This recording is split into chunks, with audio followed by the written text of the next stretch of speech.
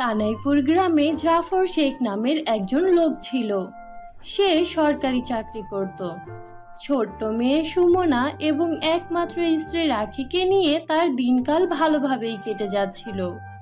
কিন্তু একদিন হঠাৎ করেই রাখি অনেক বেশি অসুস্থ হয়ে পড়ে।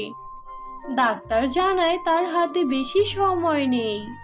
এই কথা শুনে যখন জাফর শেখ অনেক বেশি ভেঙে পড়ে, তখন রাখি তাকে বলে, তুমি চিন্তা করো না, আমি খুব তাড়াতাড়ি সুস্থ হয়ে উঠব। কিন্তু কি আর করার, ভাগ্যে যা লেখা থাকে তা তো হবেই। তাই তো কিছুদিনের মধ্যেই রাখি মারা যায়। সুমনা অনেক ছোট হওয়ার কারণে রাখির মা মারা যাওয়ার পর থেকে জাফর শেখ ভালো মতো মেয়ের খেয়াল রাখতে পারছিল না। তাই সে সিদ্ধান্ত নেয় সে আরেকটা বিয়ে করবে। কিছুদিনের মধ্যেই সে চন্দ্রিমা নামের একটি মেয়েকে বিয়ে করে আনে। প্রথম দিকে চন্দ্রিমা সুমনাকে অনেক ভালোবাসতো, কিন্তু যত দিন যেতে থাকে চন্দ্রিমা সুমনার উপর তত বেশি বিরক্ত হতে থাকে। কথায় কথায় মারধর আর গালাগালি করতে শুরু করে। চন্দ্রিমারও সুমনার মতোই ছোট্ট একটা মেয়ে ছিল। সেই মেয়েটাও সুমনাকে একদম পছন্দ করত না। দুই মা মেয়ে সুমনাকে দিয়ে ঘরের সব কাজ করাতো আর তার উপর অনেক অত্যাচার করত। এই অত্যাচারের মধ্যে দিয়েই চলছিল সুমনার দিনগুলো। এই ফকিন্নির বাচ্চা, আর কত খাবি? খেতে খেতে তো নিজের মাটাকেও খেয়ে ফেলেছিস। এখন কি আমাদেরও খাওয়ার পরিকল্পনা করছিস নাকি? ছি ছি মা, এগুলো তুমি কি বলছো? আসছে ভালো মানুষ, ঘরে যে কত কাজ পড়ে আছে সেটা কে দেখবে? ওগুলো কে শেষ করবে? তুই তো এখানে বসে বসে গিলছিস। মা, আমি তো সব কাজ করেই এসেছি। তাহলে রান্নাঘরে এঁটো থাল বাসনগুলো কেন পড়ে আছে? সেগুলো কে ধুবে? তোর মরা মা? মা, আমি ভেবেছিলাম আমার খাওয়াটা শেষ করে একেবারেই ধুয়ে ফেলবো। তখনই সেখানে চন্দ্রিমার মেয়ে চলে আসে। আহা, কি হয়েছে মা? এত চিৎকার চেঁচামেচি করছো কেন? দেখ না, সারাদিন কাজে ফাঁকি দেয়, আর কাজ করতে বললে 101টা বাহানা দেখায়। তা মা, তুই এত জলদি উঠে এলি কেন? তোর ঘুম ভালো মতো হয়েছে? এই অলক্ষীটার জন্য আবার তোর ঘুম নষ্ট হয়নি তো? না মা, ঘুম ভালো মতোই হয়েছে, কিন্তু কিন্তু কি মা?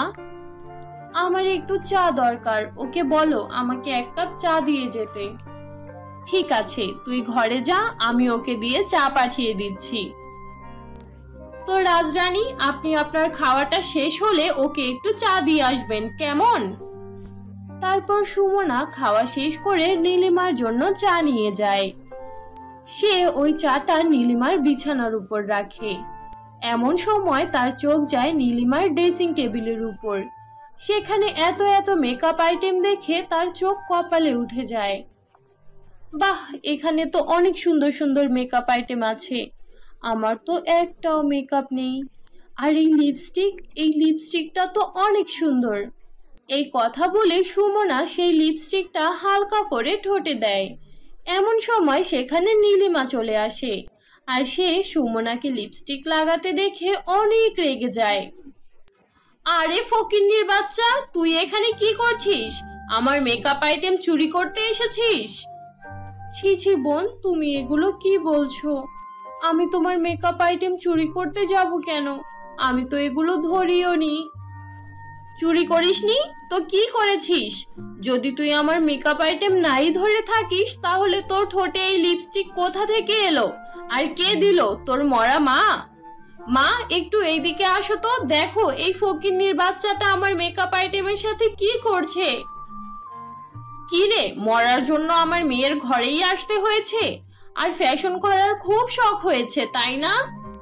আরে মা, বাদ দাও, ওর মা নিশ্চয়ই ওকে এই সবই শিখিয়ে গিয়েছে। এখন এখানে দাঁড়িয়ে আছিস কেন? যা এখান থেকে। সুমনা কান্না করতে করতে সেখান থেকে চলে যায়। ঘরে গিয়ে তার মায়ের ছবির সামনে দাঁড়িয়ে দাঁড়িয়ে কান্না করতে থাকে আর বলতে থাকে, মা, তুমি আমাকে কেন একা ফেলে চলে গেলে? আমাকেও সাথে নিয়ে যেতে পারতে। দেখো না, ওরা আমার উপর কত অত্যাচার করে, আমার এগুলো আর সহ্য হয় না। আমাকেও তোমার কাছে নিয়ে যাও মা। এগুলো বলে সুমনা আরো বেশি কান্না করতে থাকে। এইভাবেই কান্না করতে করতে তার দিনগুলো কাটতে থাকে। একদিন চন্দ্রিমা নীলিমাকে সাজিয়ে দিচ্ছিল, এমন সময় সেখানে সুমনা চলে আসে।